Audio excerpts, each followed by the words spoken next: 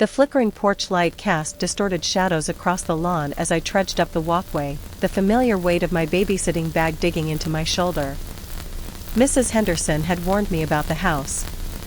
"It's old," she'd said with a nervous laugh, "and sometimes makes some creaky noises."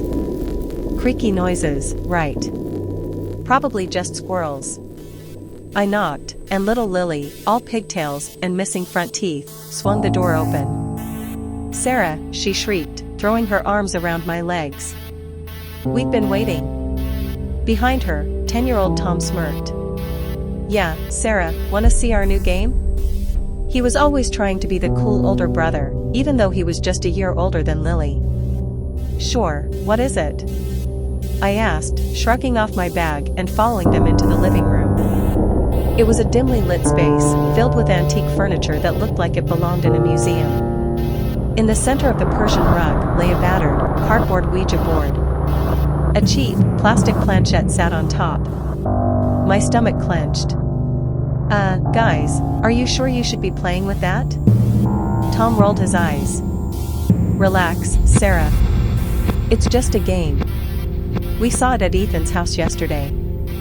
It's totally fake." Lily piped up, her voice suddenly deeper, almost raspy. "Don't be so sure, Sarah. The spirits are always listening." My skin prickled. Maybe it was just the lighting, but Lily's eyes seemed darker. "Okay, guys, enough. Let's play something else. How about Monopoly?" They both just stared at me, unblinking.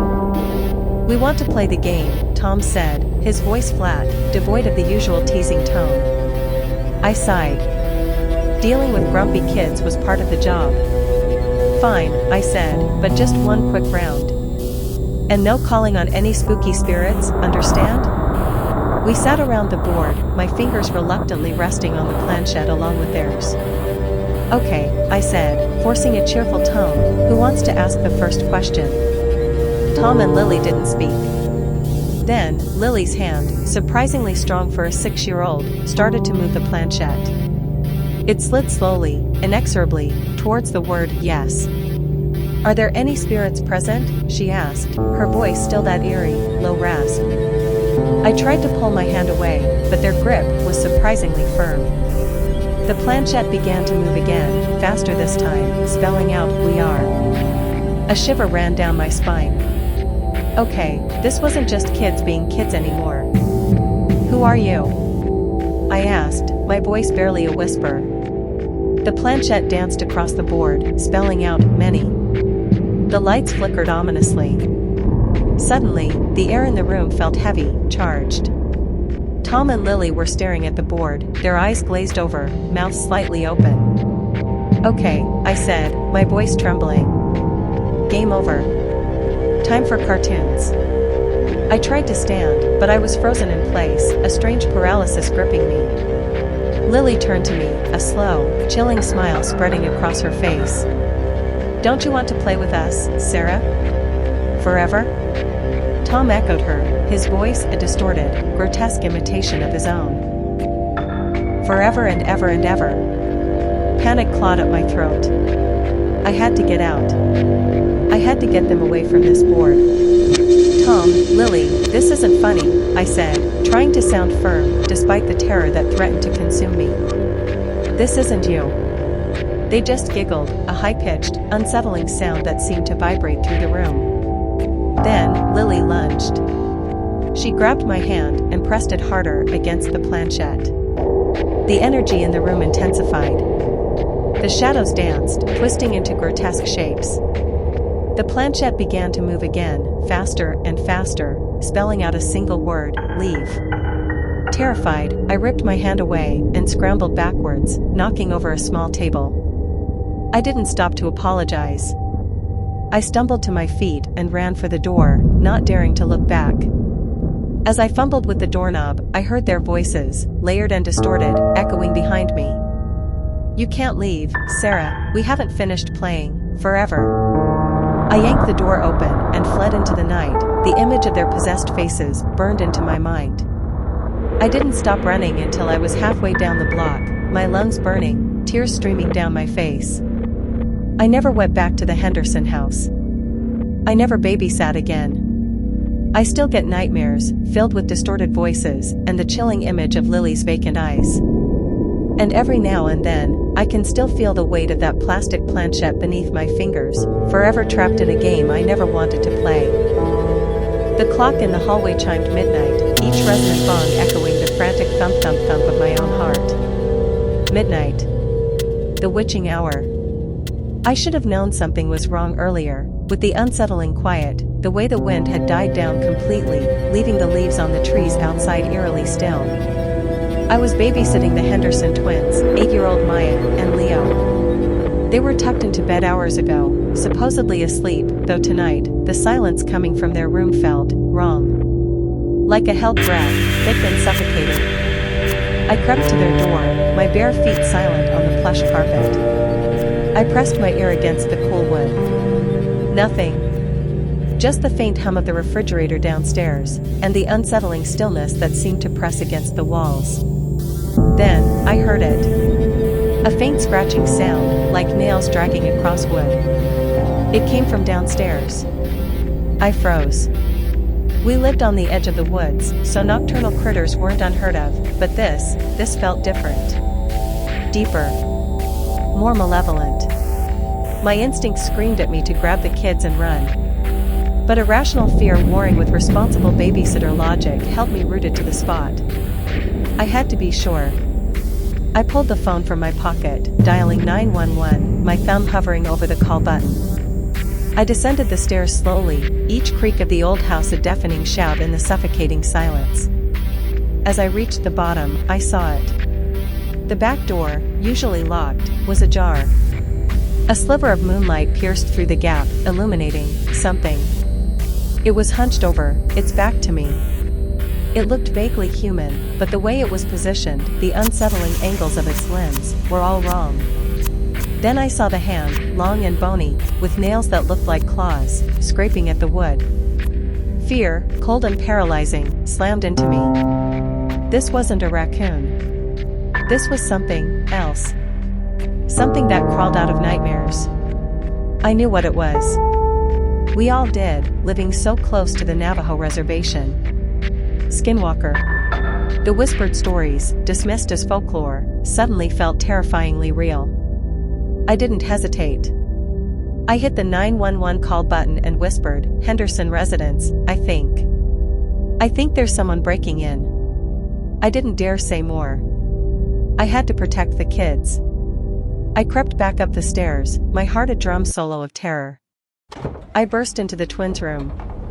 Maya and Leo sat bolt upright in bed, their eyes wide with a fear that mirrored my own. "We heard it, Sarah," Maya whispered, her voice trembling. "Something's outside," Leo added, clutching his stuffed bear. "We have to go," I said, my voice a strained whisper. "Now." I grabbed their hands, pulling them out of bed. "No time to get dressed, just leave them as they are." I couldn't afford to waste time, not a single second. We crept out of the room and moved cat-like down the hallway, like it was some horror movie. The scratching downstairs intensified, followed by a low, guttural growl that burrowed into my bones. It knew we were here. The front door was our only hope. I tiptoed to it, reaching to slide the deadbolt when a low voice behind me made my blood turn to ice. "Sarah." It was Leo's voice, but it was wrong. Too deep, too husked. I didn't turn around. My hand trembled as I worked the lock. "Leo, come on," I pleaded, my voice cracking. "Sarah, why are we leaving?" The voice crept closer, and I could feel the unnatural heat radiating off what was behind me. I finally got the deadbolt open and flung the door with a force that sent it slamming into the wall. Grabbing Maya, I yanked her out the door. Then, the thing that was wearing Leo's skin grabbed my leg.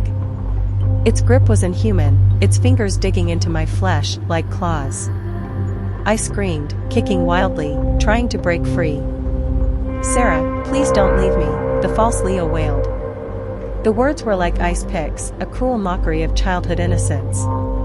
Tears streamed down my face as I wrenched my leg free, the searing pain almost secondary to the horror that gripped me. I sprinted, pulling Maya alongside me, towards the woods. It was our only hope. It wouldn't follow us in there, right? I knew the woods. I'd spent summers exploring them. It was our only advantage. Hopefully. We plunged into the darkness, the branches whipping at our faces, the ground uneven beneath our bare feet. I could hear the thing crashing through the brush behind us, its movements unnaturally fast, unnaturally silent. We ran until our lungs burned and our legs screamed for rest. Finally, I found a hollow beneath the roots of a massive oak tree, a space barely big enough for the three of us. I shoved Maya inside, then crawled in myself, pulling her close. We huddled together in the cold, damp earth, listening to the creature moving around us, its heavy breathing a terrifying symphony of dread. The air was thick with its malevolence, a palpable presence that threatened to suffocate us. Hours crawled by. The first hint of dawn painted the sky a pale gray. The sounds of the skinwalker diminished, then faded away completely. I waited, not daring to move, until the sun was fully up, its golden rays filtering through the trees. Still, I didn't trust it. I peeked out of our hiding place. The woods were silent, bathed in the warm morning light. I think it's gone, I whispered, my voice hoarse. We emerged from the hollow, blinking against the sunlight. The world seemed surreal, peaceful, and serene, a stark contrast to the terror we had endured. We ran back to the house, Maya whimpering with every step. The police were there, their faces grim. The back door was still ajar. I told them everything, about the scratching, the voice, the thing in the woods. They looked at me with a mixture of disbelief and concern. They found no evidence of a break-in, no footprints beyond our own. But I knew what I saw. What we all saw. Leo was safe, they assured me, sleeping soundly in his bed. He claimed he didn't move from his bed the whole night. We knew he was lying. I knew what I saw. We never spoke of that night again, at least not out loud. But the memory remains, burned into my mind, a constant reminder of the darkness that lurks at the edge of the woods, waiting for the chance to wear our faces, to whisper our names. And I know that somewhere, out there in the darkness, the skinwalker is still watching, still waiting. And that I have to protect those twins with my life. The twins, Billy and Millie, were intense. 8 years old, identical as two peas in a pod, and possessed of an unnatural stillness that made the hairs on the back of my neck prickle. I'd been babysitting for years, seeing my share of rambunctious kids, but these two were different. They watched you, silent and unblinking, like lizards sunning themselves on a rock. Their parents, the Harrisons, were always apologetic about their quiet kids. Mr. Harrison, a tall, reserved man with tired eyes, had given me a generous wad of cash and a stern warning to make sure the twins were in bed by 9 o'clock sharp. Mrs. Harrison, a nervous woman who wrung her hands constantly, had just smiled weakly and nodded. Their departure felt like a collective exhale for the house. The twins barely acknowledged me. They sat on the floor, playing some silent game with a tattered doll. I tried to engage them, suggesting board games or a movie, but they just stared at me, their wide, pale blue eyes unnerving. Eventually, I gave up and started tidying the kitchen. That's when I noticed it. A slight discoloration of the wallpaper behind the refrigerator. Curiosity, a dangerous trait in my profession, gnawed at me. I'd always been nosy. Prying was just something I couldn't resist. I unplugged the fridge and, grunting with the effort, pulled it away from the wall. Behind it was a door, perfectly camouflaged with wallpaper. It was seamless, almost invisible, but there nonetheless. My heart hammered in my chest. What was this? Ignoring the voice in my head screaming at me to leave it alone, I tugged at the almost invisible door. It creaked open, revealing a narrow staircase leading down into darkness. A musty, metallic odor wafted up, making me gag. Dumbly, I crept down the stairs, pulling out my phone to use as a flashlight. The air grew colder, heavy with a weight I couldn't explain. The stairs ended in a small, concrete room. And the sight that greeted me made my blood run cold. Chains hung from the ceiling, glinting ominously in the weak beam of my phone's light. The floor was stained a dark, rust-colored brown. Blood. The smell was overwhelming now, cloying and sickening. A rusty collection of knives, pliers, and other tools sat on a dirty table. My mind reeled. The Harrisons, they were torturing someone down here. They were kidnapping people. I had to get out, call the police. I turned to run, but a sound stopped me dead in my tracks. A soft giggle. I whirled around, my phone shaking in my hand. Billy and Millie were standing at the top of the stairs, silhouetted against the dim light from the kitchen. Their faces were obscured by shadows, but I could feel their eyes boring into me. "You weren't supposed to find that," Billy said, his voice unnaturally high-pitched. "It's our special place," Millie added, her voice echoing his. Terror seized me. They couldn't be, could they? "Where are your parents?" I stammered, my voice trembling. The twins giggled again, a chilling, discordant sound. "They're asleep," Billy said. "They trust us to take care of things," Millie finished.